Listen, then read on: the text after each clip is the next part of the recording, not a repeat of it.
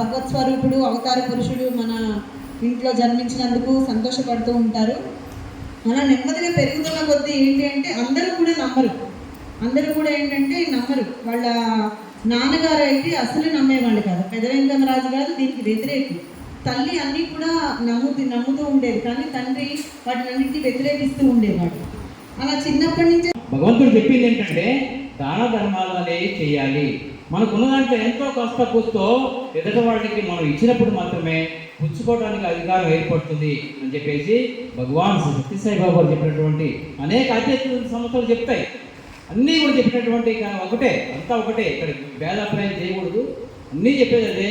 మన వీళ్ళు బట్టి మనకు ఉన్న దాంట్లో కాస్త కూస్తో మనం భగవంతుడు ఇచ్చినటువంటి దాంట్లో మన ధర్మాల భగవాన్ సత్యసాయి గారి పాదపద్మాలకు మరియు వారిని అనుసరిస్తున్న బ్రహ్మ భక్తులైన యొక్క పాదపద్మాలకు కూడా వినయపూర్వక నమస్కారం తెలియజేస్తాను.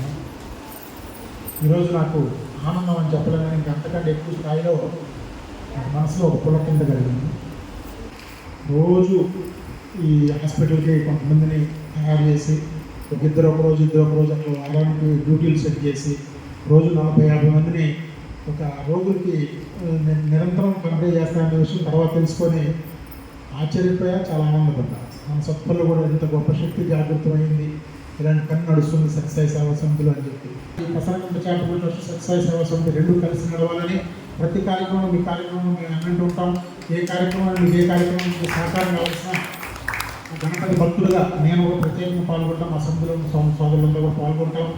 అలాగే మీరు కూడా ప్రతిదాన్ని ఈ సమితి మీదే అనుకోండి, ఇక్కడ కూడా జరిగే కార్యక్రమాలు కూడా మీ అని అనుకోవాల్సిందిగా మాతృమూర్తులకి మరియు సాయి భక్తులందరికీ కూడా విజ్ఞప్తి చేస్తూ